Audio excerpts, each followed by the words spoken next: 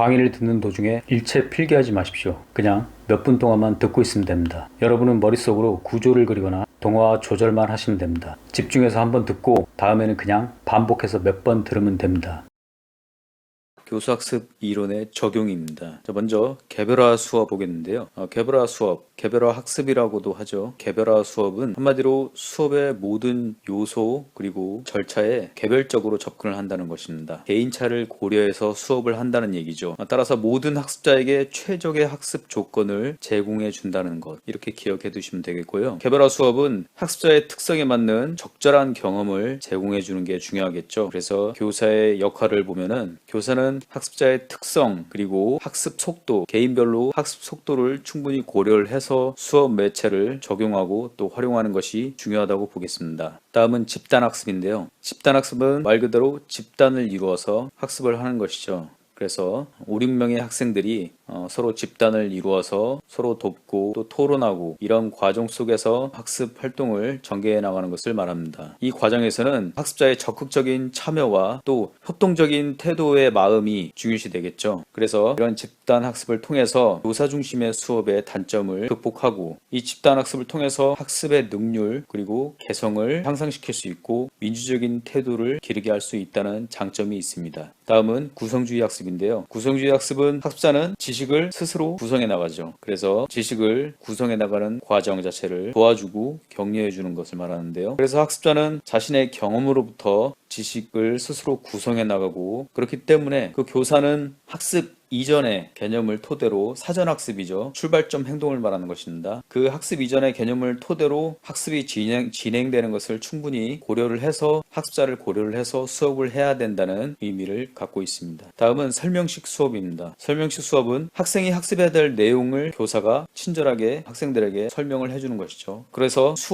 이 설명식 수업은 기존의 무의미 철자 학습, 단순하게 주입하는 그런 무의미 학습과는 다릅니다. 오스벨의 유의미 수용학습을 말하는 것이고요. 설명식 수업은 그래서 교사가 학생에게 제시하는 형태의 수업을 말합니다. 여기서 제시한다는 것은 학습 내용을 제시하는 것이죠. 자, 다음은 탐구식 수업입니다. 발견식 수업이라고도 하고요. 이 탐구식 수업은 학생들의 탐구 능력을 개발하는 것입니다. 그래서 이 탐구 능력을 개발을 해서 결과적으로 교과 이해를 높이기 위한 것이죠. 탐구식 수업은 학생들이 스스로 이 지식의 획득 과정에 스스로 참가를 해서 새로운 것을 발견하고 탐구해내는 그런 학습 활동 자체를 탐구식 수업이라고 합니다. 이 탐구식 수업의 절차에는 안내에서 가설을 설정하고 그 다음에 정의를 내리고 탐색하고 그 탐색한 것에 증거를 제시하고 이 증거를 통해서 일반화시키는 것, 이런 마샬라스의 사회탐구 무형 6단계가 있고요. 그래서 이 탐구식 수업은 한마디로 학생들이 이 지식을 획득하는 과정에서 스스로 주체적으로 참가를 해서 새로운 것을 발견해 나가고 탐구하는 그런 학습 활동을 말한다는 것 기억해 두시면 되겠습니다. 다음은 협동학습입니다.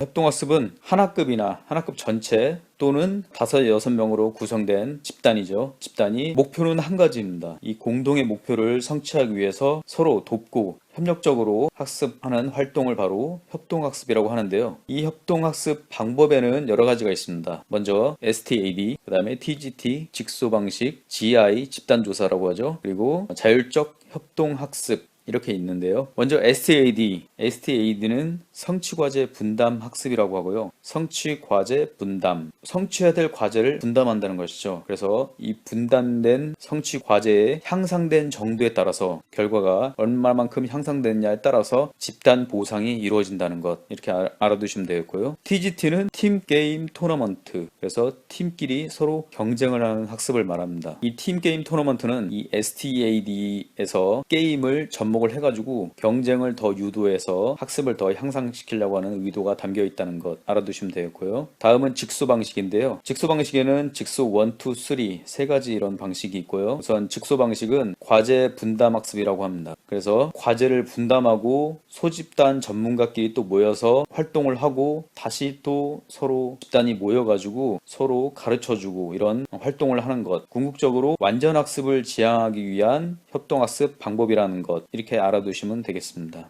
다음은 GI, 집단조사인데요. 이 집단조사는 학습자들을 모아놓고 학습 내용이나 과제 같은 것, 아니면 조사해야 될 내용들을 직접 한 번에 기입하는 것을 말합니다. 다음은 자율적 협동학습인데요. 자율적 협동학습은 한 학급에서 어떤 목표를 정해놓고 그 과제죠. 그 과제를 학급 전체가 협동해서 이루어 나가는 것인데요. 이 학급 전체 또는 소그룹 형태로 나누어서 서로 협동하는 방법, 그 방법을 바로 자율적 협동학습이라고 합니다. 자, 이렇게 해서 교수학습 이론의 적용, 수업의 실제죠. 개별화 수업, 집단학습, 구성주의 학습, 설명식 수업, 탐구식 수업, 그리고 마지막 협동학습까지 살펴봤습니다. 모든 강의는 무료입니다. 다만 구독과 좋아요 꼭 좀 부탁드리겠습니다. 이 채널을 지속하는 힘이 됩니다.